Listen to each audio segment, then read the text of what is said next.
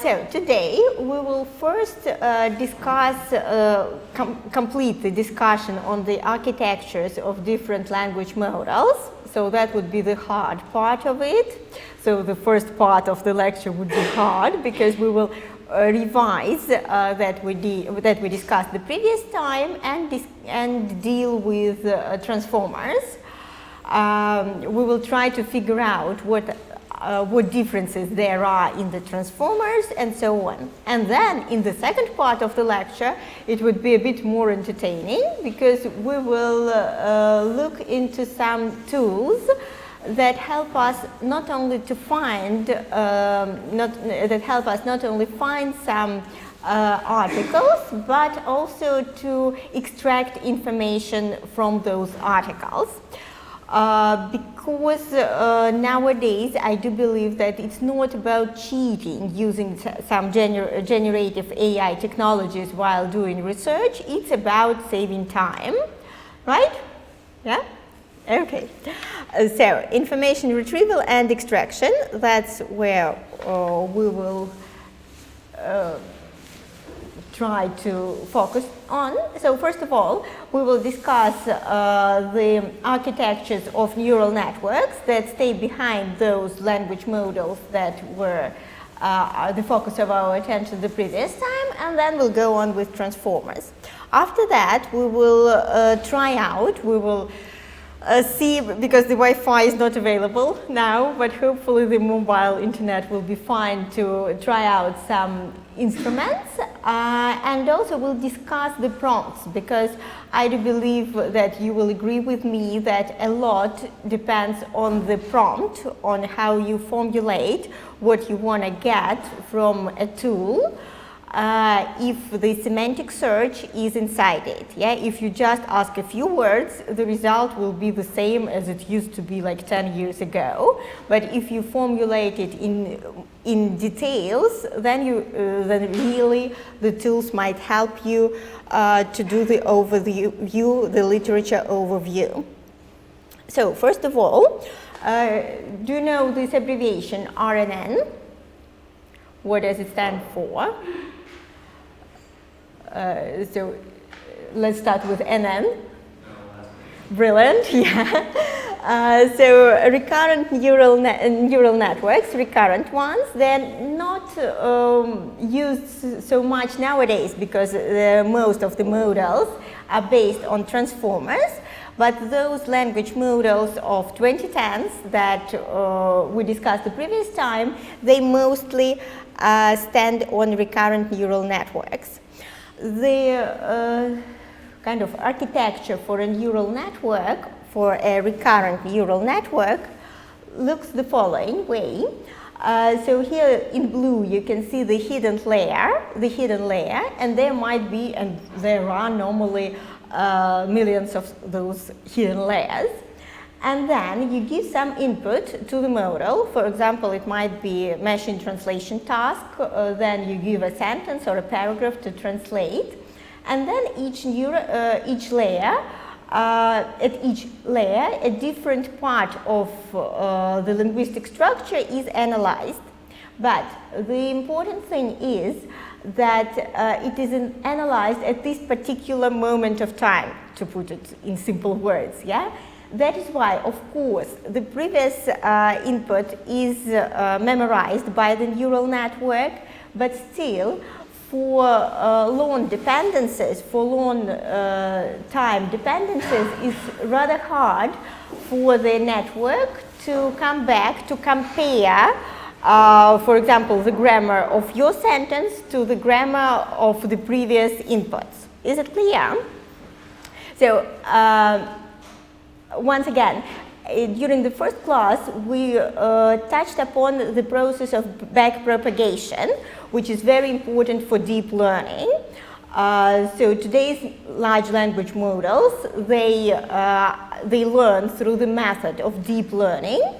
And an important thing about deep learning is backpropagation. The process is about correcting its own mistakes.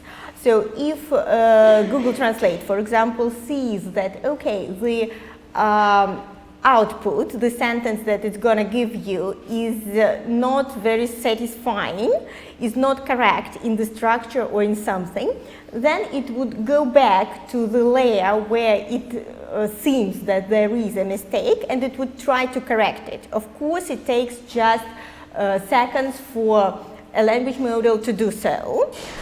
But again, in recurrent neural networks, this process is quite linear, as you can see, on the one hand, and on the other hand, it happens at a particular moment of time. And so that is why, whilst recurrent neural networks were used for deep learning in natural language processing, the results were better than previously, but still, 10 years ago, machine translation, for example, was not satisfying with long texts because long dependencies were not easy to process by a recurrent neural network. That is how and then the kind of revolution came with the article which was called, easy to remember, Attention is All You Need.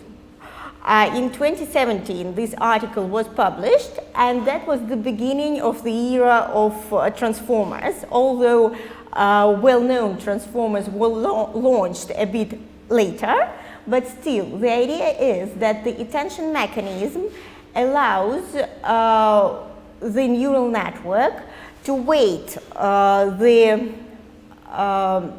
layers, the neurons, where there might be that mistake. So whilst in recurrent neural networks it was a linear process, so it just came back to each layer trying to figure out where the mistake is, with the attention mechanism it is possible to weight the errors and to figure out which error is more important, where is the problem to fix it. Is it more or less clear with the attention mechanism? I do believe that now we won't go deeper into the softmax function. You can look it up in the Jupyter notebook if you're interested in it, to figure out how it all happens, how the weights somehow are then used for the output. But the important thing is that the attention mechanism helps to figure out which error is more important, which is less. Then transformers. So of course, the most well-known transformer, what is the name of it? GPT, of course, yeah. So once again, what does GPT stand for?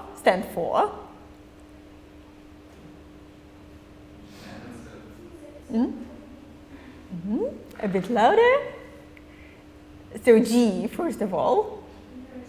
Generative, right? So because it generates the main function.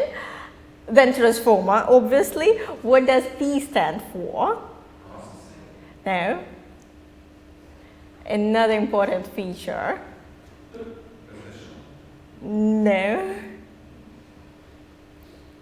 Pre-trained. So the main idea here is that it is pre-trained already, because of course, again, if compared to 2010s, back then it was possible to start a model from scratch, yeah? But nowadays it doesn't make any sense, because of course those large language models, they have already learned a lot on huge data sets. And so only trying to and only if you have a particular task for GPT or any other transformer, it makes sense only to give it a little data set per your particular task, whilst using all the previous experience that it already has inside it.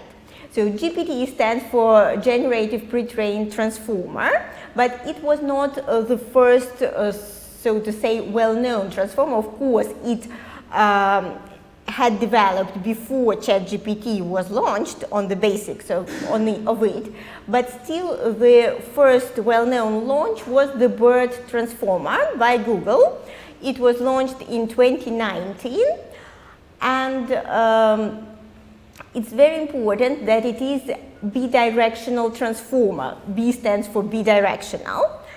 If coming back to the previous lecture again, you remember that we discussed language models like Word2Vec or GLOVE that you tried out during your home task.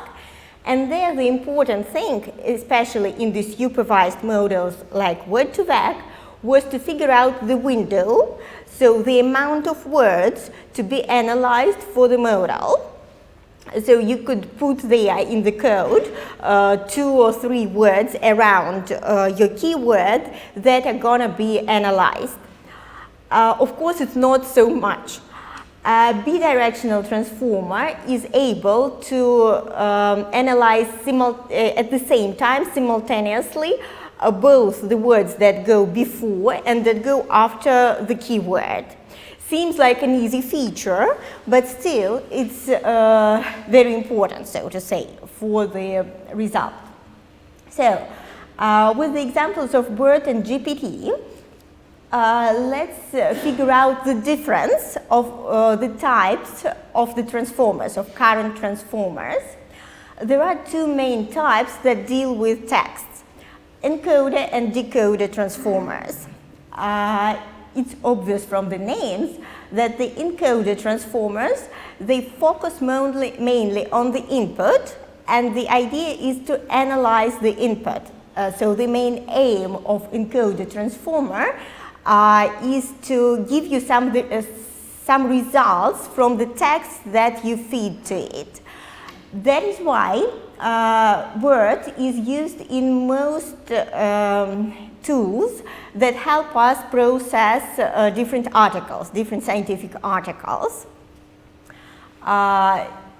Whilst GPT is a decoder transformer. In case with GPT itself, it doesn't have the encoder layer at all, because the main idea here is to generate something new, to generate the output. And that is why those 2 types of transformers, they both, of course, use the attention mechanism to deal with deep learning. However, they use different learning techniques.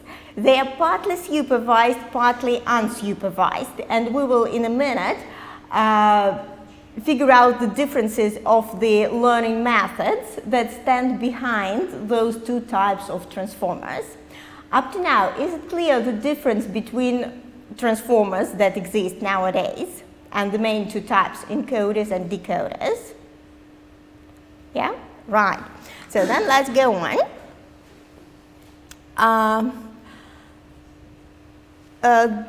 That is the thing about the pre-training stage, that nowadays, as I already mentioned, of course, when we speak about large language models, we all know that it's quite money and time consuming to teach a model, and it's absolutely impossible to teach another model at the level of the most known large language models like GPT and others. What other large language models do you know, by the way? It is a kind of a branch of BERT, yeah, but used for the Russian language also. Right, what else? Any other large language models?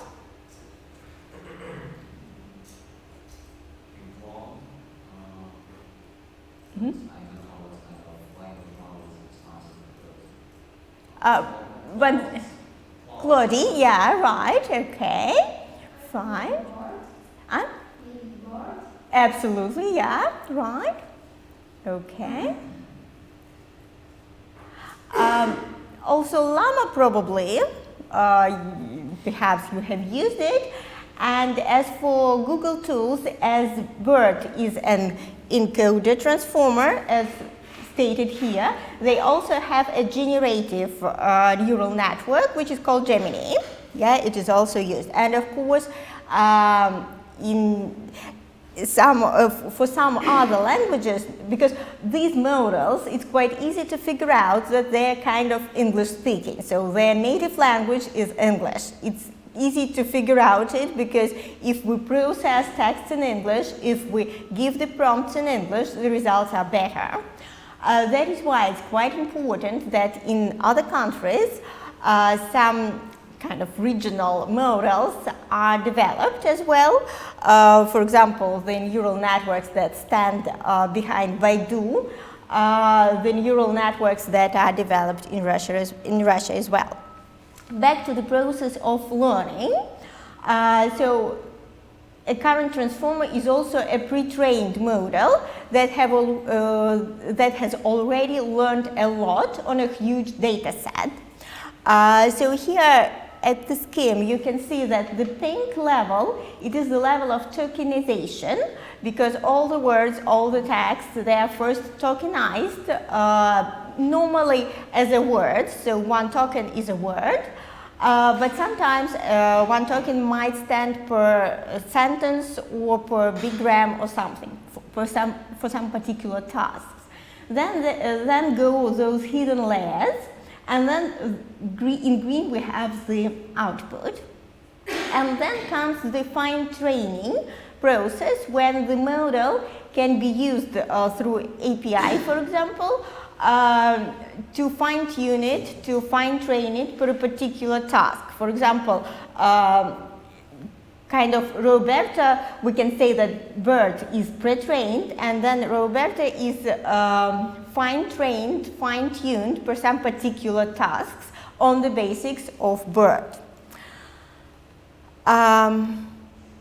Yeah, so then GPT comes. How it all happened, that ChatGPT made the revolution. So this quotation is taken from OpenAI's site, and how do we call the method of learning that GPT uses from this quotation? Absolutely, yeah.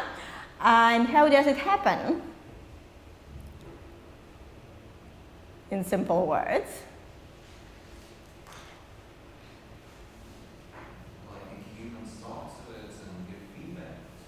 Absolutely, yeah. So previous time we discussed with you that there were some supervised and some unsupervised techniques. So with supervised techniques, for example, used in word-to-vec model, the human puts some parameters. For example, the window of the words to be analyzed around the keyword. And then, following those parameters, the model analyzes your input, comparing it to the huge corpus or data set of labeled data, for example, labeled by parts of speech, trying to find something according to your task. Unsupervised models, on the other hand, like GLOVE that you used at home, they are unsupervised, so they just use a corpus of texts, a corpus of words, which are not labeled, and they try to figure out those parameters for analysis themselves, having your input. Both methods are not pure satisfying because, as again mentioned the previous time, during 5 years since they were launched, data scientists normally worked with both of them, trying out them for different applications, and everything depended on the corpus, on the data set, on the data that was to be processed.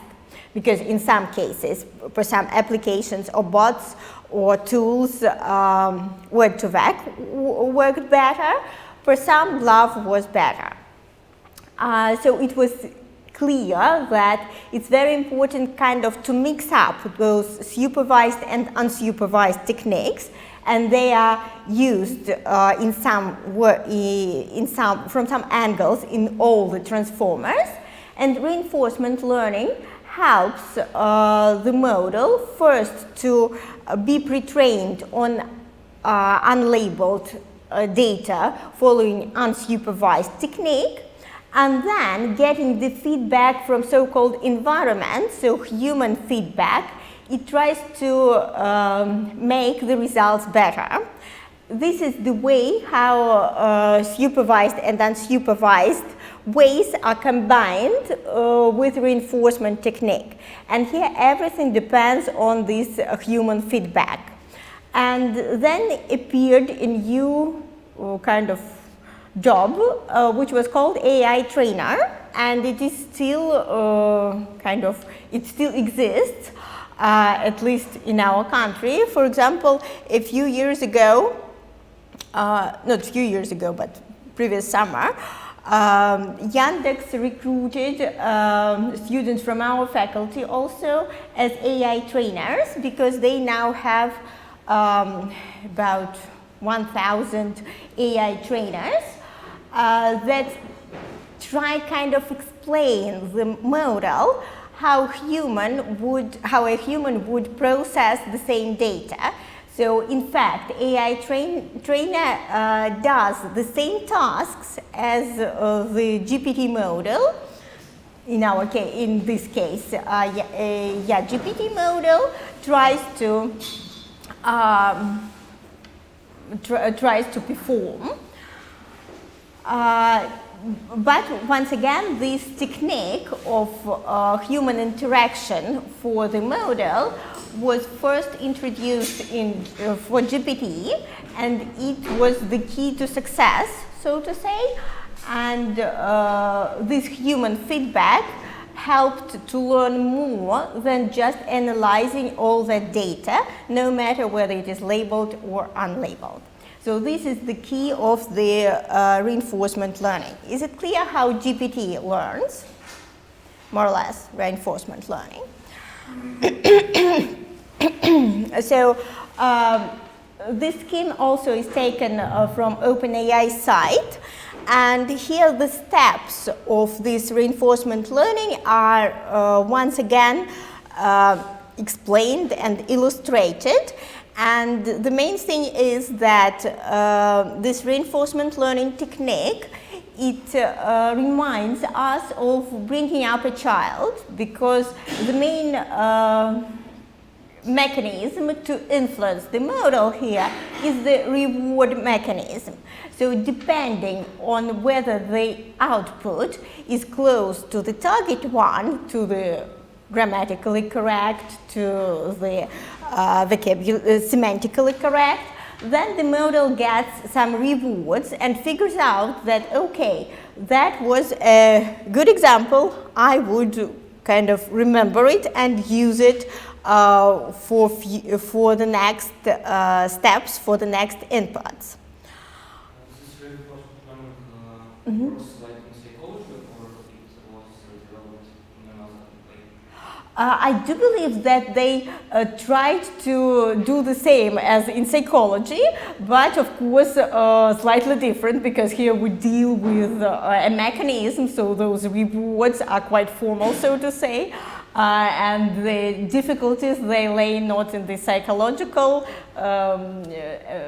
aspect, but in the technical aspects. Right, okay. And another thing about BERT, coming back to BERT, it also tries to use the kind of mixture of supervised and unsupervised techniques, but its method of learning is called transfer learning, and it differs from the reinforcement learning in the way that here initially the model does not depend on the feedback from a human, but it mostly transfers its previous experience, trying to use it for your new input.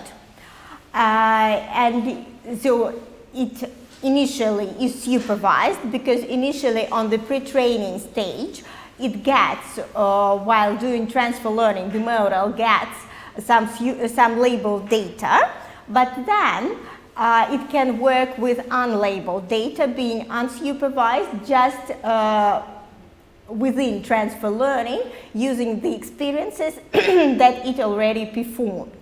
So let us now try to sum up everything that was discussed during the previous and this lecture. And I do believe that would be the hardest, most technical part of the course, and then we will deal with something else, so with the tools to use while doing some articles review.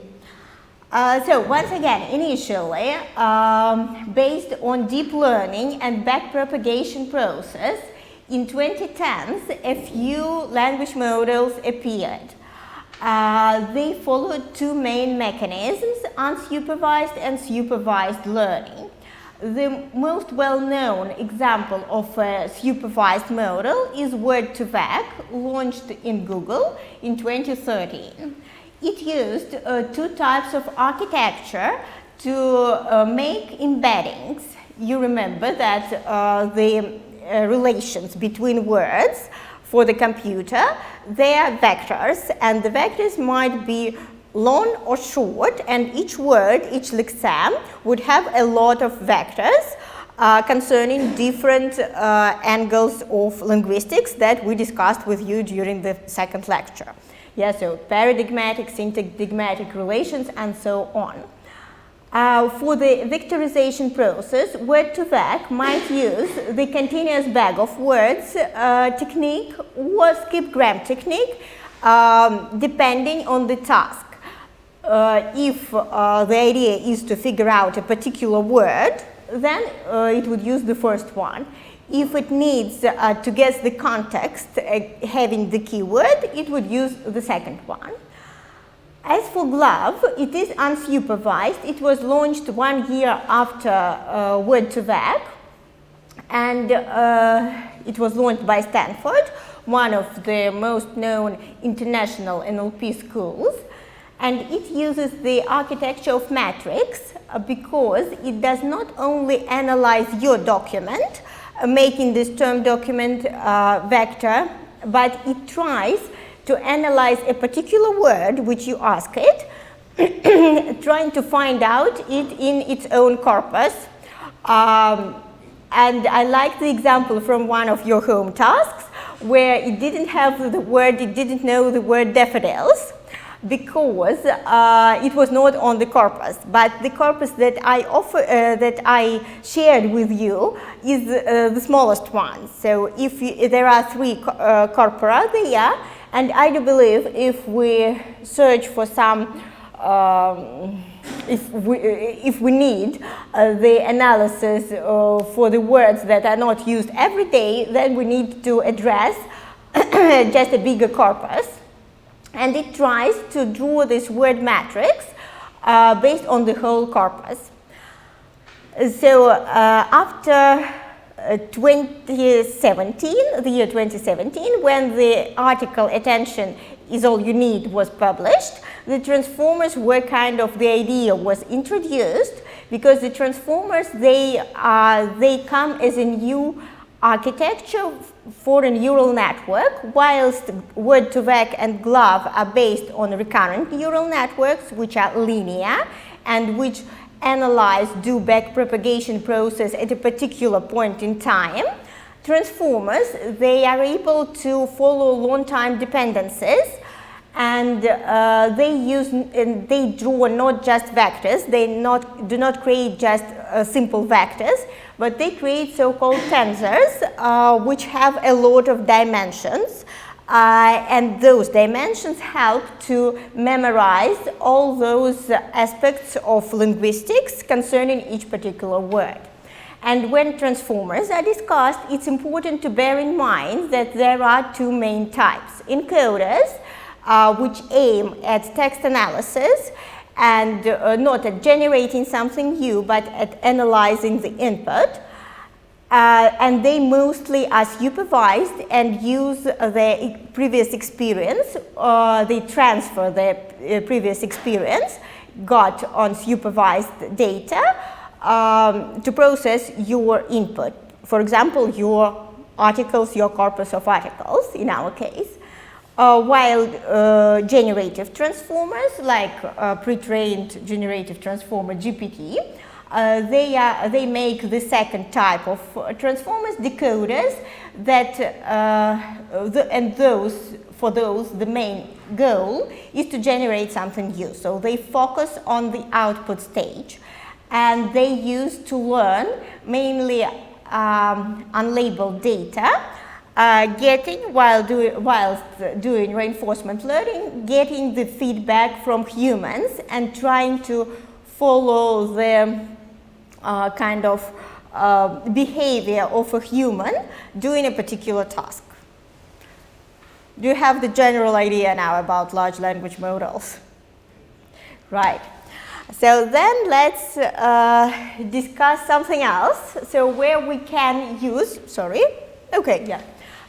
this is a scientist getting an article published. Normally, yeah, that's true, because now the end of the year, December, is looming, and so everyone is trying to publish everything to get them into the reports of this year. And it's very important that in this world of articles, there are different kind of scores per journal, per author, and per article. Let's figure out how they are scored and how the neural networks can help us first to find reliable resources, and second to figure out the information that we need from those texts, because there are loads of them, of the text I mean. So first of all, if considered the scientists, the researchers, they all try to get their H index as high as possible. So it comes from the number of citations per the number of papers. So for example, if the scientist has 2 papers in a library, in an online library, and it is cited just once, then the H index would be 1. It's very low, and so on. It's important that the indexes, they are updated every year, so it's not stable forever. Right, so now I do believe that we can proceed with checking out a few databases. What have you heard about Scopus, Web of Science, and yeah, what have you heard? Will you tell me in a few words, what are those databases about? It's about searching specific literature for research. Mm-hmm. It is a plugin in listener that shows you some. Mm-hmm. Yeah, I do believe that it's not just for search, because if we search an article, which databases would you address mainly? Probably not Web of Science and Scopus themselves, but e-library, Google Scholar, okay. Yeah, absolutely. What else? I don't know where we can see it. So if we, when we search for an article, when we search for papers for your research, you need first to address some databases like Google Scholar or Science Direct or JSTOR and so on to find the text, the PDFs. It's easier to find there and to filter everything. As for Web of Science and Scopus and e-library, those are databases of the indexing where you can find, where you can check out the author, the school, the particular journal or article, and there find whether it is reliable, cited or not. So I suggest that now shall we first of all visit Claritive. Okay, give me 2 minutes. I will open all the databases because otherwise it would be very, very slow.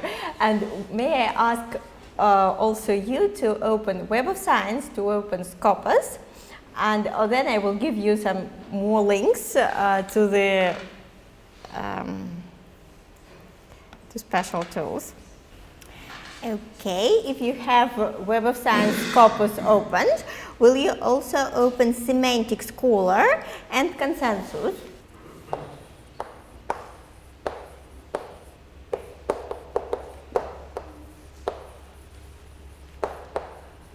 Have you ever used those? No? So we will try them out.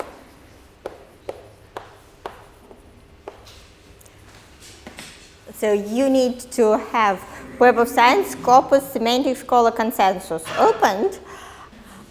If you have the logins for Scopus and Web of Science, you're welcome now to log in. If not, probably with this internet, it's better to register at home once. On Semantic Scholar and Consensus, you can work without any registration. Okay, let's start with Semantic Scholar and Consensus then, because with Web of Science and Scopus, it's quite a long process. I don't know why they are not launching. So once again, we normally use some databases where we can find full text of the articles, yeah, such as Google Scholar, Science Direct, and so on. As for the articles in Russian, it's easier to find the full text not through eLibrary itself, but which other sites do you use for articles in Russian?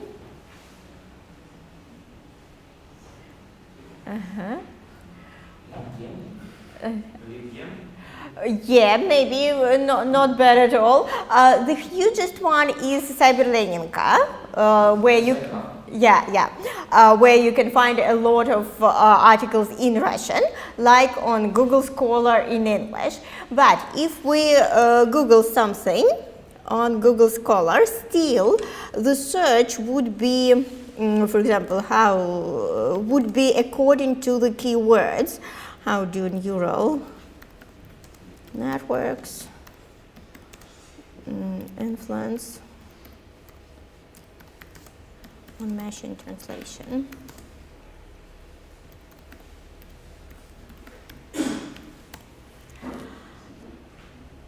Still, normally Google Scholar would follow not the whole question, would analyze, but would normally analyze just the keywords.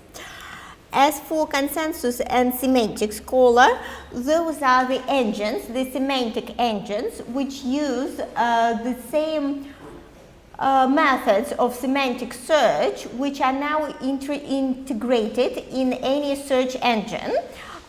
So we mentioned with you during the first lecture that nowadays, if we ask a question, if we put a question into the search engine, normally we have a summary of the sites with the answer to our particular question on the top, and then we have the list of sites, not according to the keywords like it used to be, but according to the particular question that we put there.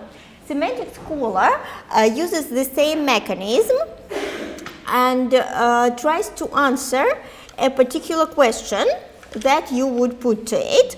So kind of a research question. How do neural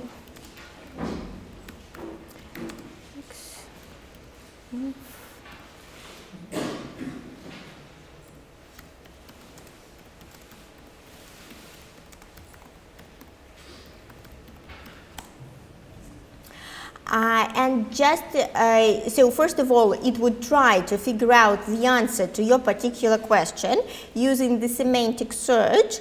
Like in Google Scholar, in Semantic Scholar, you can filter the results and sort them. And the new feature, which was introduced just a few months ago, is the so-called semantic reader, which gives you the summary of the article or just a few lines from the article that answer your particular question again. So would you now take about 5 minutes and ask a few questions, put a few questions to Semantic Scholar concerning your research area and trying to evaluate whether, first of all, the range of articles is closer to the question or not if compared to Google Academia. And second, would you try to evaluate those summaries which are given in addition to abstracts. So here is the abstract, here is the answer to your question, which the semantic reader tries to give you based on the text.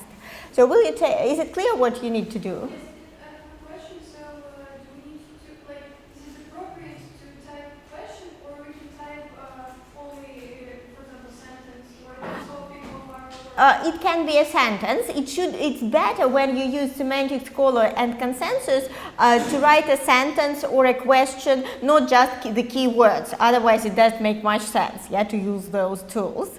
So it might be or kind of a hypothesis sentence or a question or a research question. What about Google Scholar? I heard that there you should just type only the topic, not the... Yeah, absolutely. That's the point. That when we search in Google Scholar, in Science Direct, and so forth, they still, of course, some neural networks are integrated, but still they normally follow the keywords, whilst Semantic Scholar tries to analyze, to use all those methods that we discussed with you to make this summary.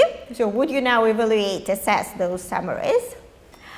It tries to summarize this first part, what it gives on top. It's the summary of this particular of this particular paper, the summary that might answer your question. For example, neural and translation. Yeah, so it tries to answer my question whether it, what kind of influence it has on neural networks have on machine translation. And I do believe that here at least the attempt is rather fine from terms of the semantic search. So it deals with the influence, it tries to explain. So what are your results? And if there is no,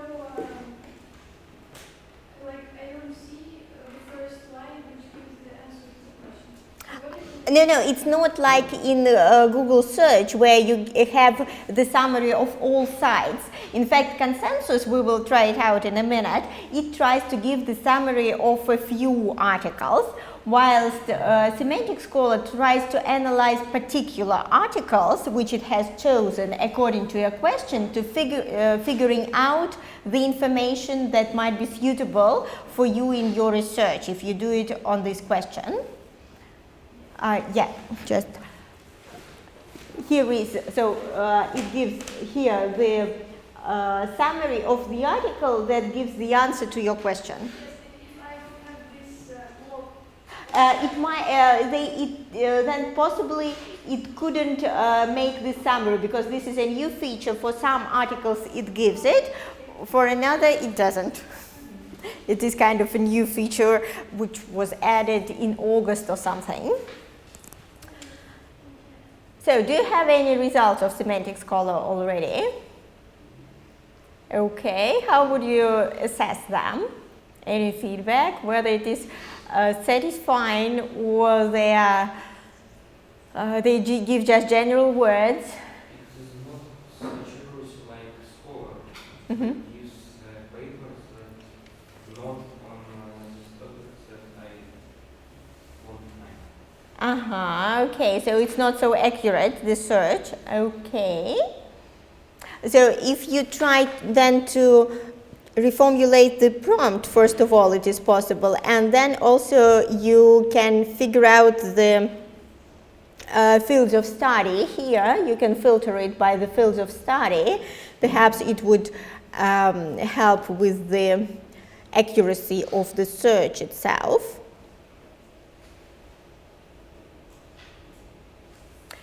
Okay, any other feedback? It's okay. Yeah, so does it? Answers the question. So from the semantic angle, yeah, it processes it correctly. Out of all questions, there are only 2 papers that this semantic scholar can write an answer on. So it's short, but it's okay. Yeah, still. So that's kind of different types of search. So we now started with Semantic Scholar, which can give you just a few articles, but they would be the closest, according to the natural processing tools, to the question that you put. So this is the first step. Then the second step is consensus, where you can put this. Actually, it doesn't have an answer for all of the questions, actually. Mm-hmm. Only answers a few of them, but actually, some of them are like really good questions, really good answers, anyway. Mm-hmm. I think I'm using them later. Mm-hmm. And, but all answers were, let's say, not the kind that you would look for if you have a homework or if you have something where you need a precise answer. It's kind of vague. But if you are willing to make a really rigorous research, then that's the best option to use because it has like, let's say it's really general and covers a lot of Okay, right. Okay, then let's proceed with the consensus app. So we can just copy one of the questions or a few of them from the previous tool. Consensus more accuracy than ChatGPT consensus. I would say they are absolutely different because, as we noted during the first lecture, GPT uses all the data on the internet, so it doesn't use just the research articles. That is why what we did as the home task for the first lecture is better not to do in your research, because if you ask GPT and rely on its answers in your research, it's the same as to rely on Wikipedia, which is not a good idea. Whilst these engines, they are developed for researchers, and so they process just scientific articles. From this angle, it's better to use those tools. So consensus, it can summarize a few articles simultaneously. So it gives a summary in the free version. It analyzes just 10 articles. But I do believe if the more detailed, the more accurate is the question, the better the results would be. So it would give a summary, a short summary just in a minute, in a moment. It's about the internet. It's about, it's not about the tool that it's a bit slow, but it gives, first of all, the summary of a few articles, and second, what is even more important, I do believe, it figures out the quotations from the articles which are close to your question that might be used in your research. So will you now take a minute to put the same questions that you did to Semantic Scholar to Consensus app? And also analyze whether the summaries and whether the quotations are suitable or not. So I would say that as for the summary, it's normally quite general, but as for the search for the quotations, that's my question to you, whether they are suitable or not. So it does not just give you the title of the article and the quotation information, but the quote itself. The snapshot is just a summary of this. Yeah, of the first 10 articles in the free option. Okay, what are your impressions about consensus? Yeah. I think it is better than semantic Mm-hmm. my opinion, because it gives a more complicated and more question with many articles which I can read and see some examples of information. And also it give better answer for my question. Also, I know some other app which works with the same principle like consensus. Science or AI. And That's good. in this app you can, as I understood, talk to it like GPT, but with your scientific thing. And it will also give you complicated answers and links to them. Yeah, of course, these are not the only two, these are just 2 examples. In that example, you can then ask other questions. Yeah, so it's more like a dialogue, not just giving the articles. Yes, Yeah, true. Like conversation.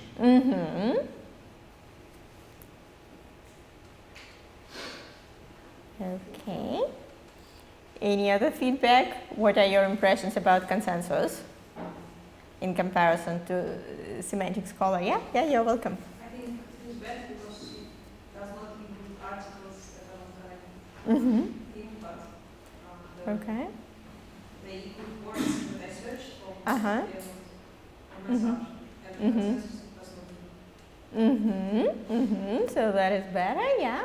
And I think it's better for understanding like the answer as a whole, but for our like for example master diploma, it is maybe like I don't think we can trust it like absolutely, because for example I expected that I will find like some very popular papers on this subject, but instead it gave me not like the famous one, but the ones that have like small number of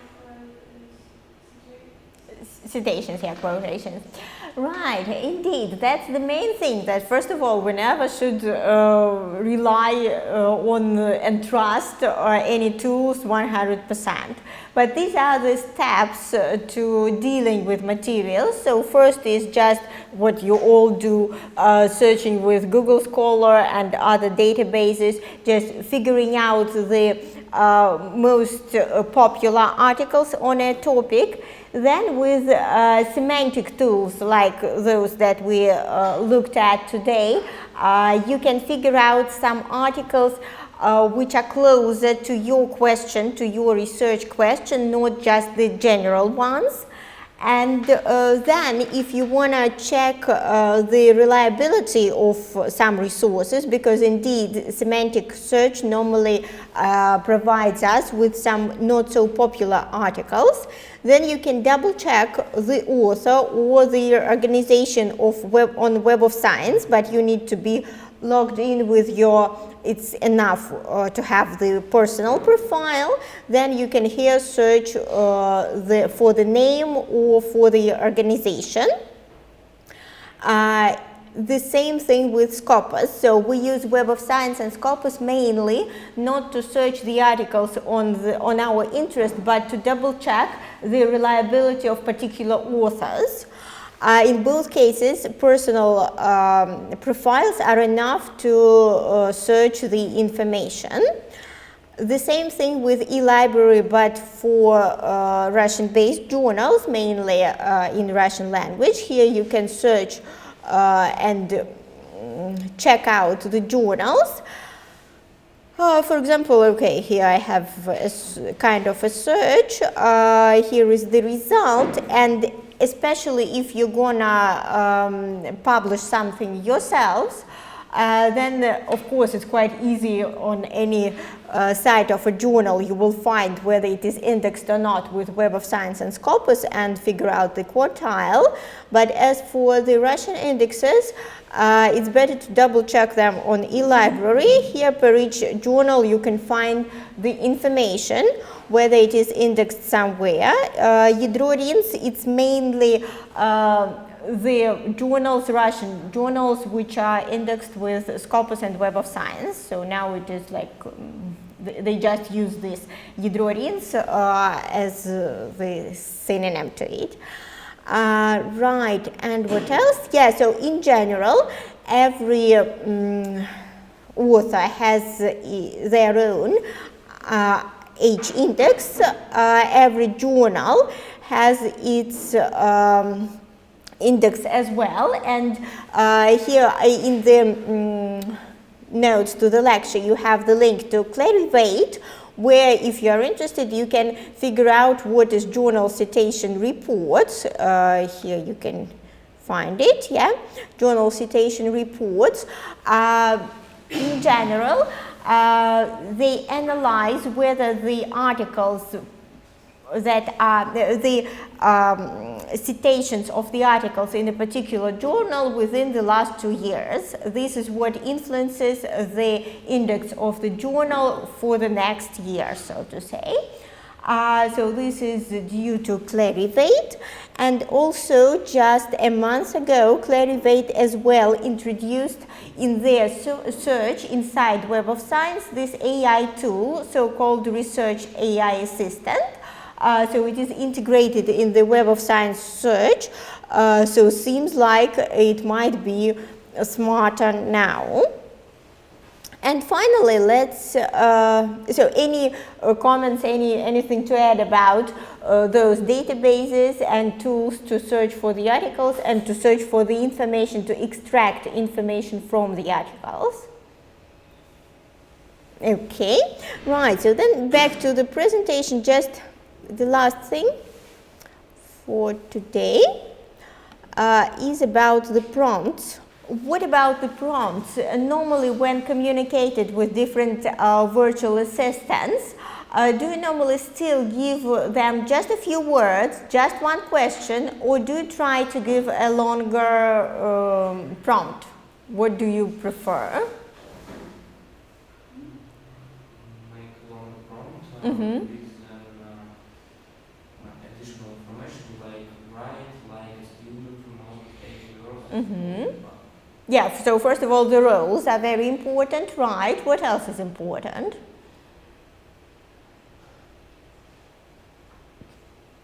Maybe the context. Mm-hmm. True. The keywords. Mm-hmm. the area of search information. Mm-hmm. Mm-hmm. Nowadays there is again even a separate job called prompt engineering, the sphere of prompt engineering, which is devoted to figuring out the best prompts. Especially it is easy to see how the results depend on the prompt if considering different images. Do you sometimes generate images? Yeah, and in this case, how detailed should be the prompt? What is important to mention?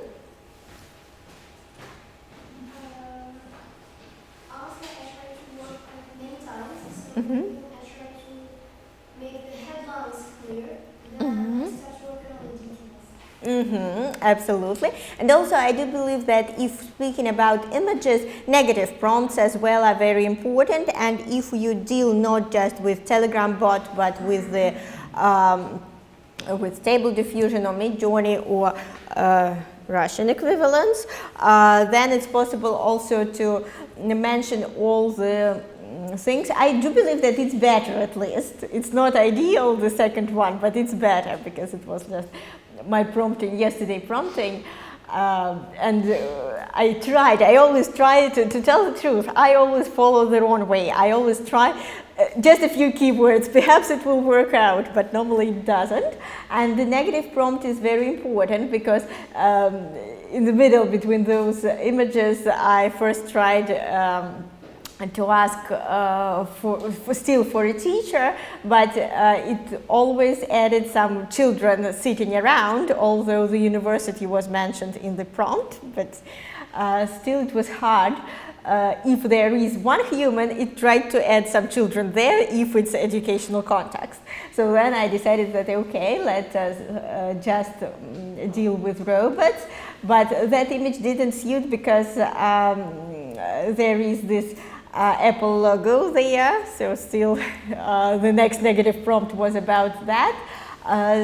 So if you try to generate an image to be used afterwards, how many prompts do you normally need to do?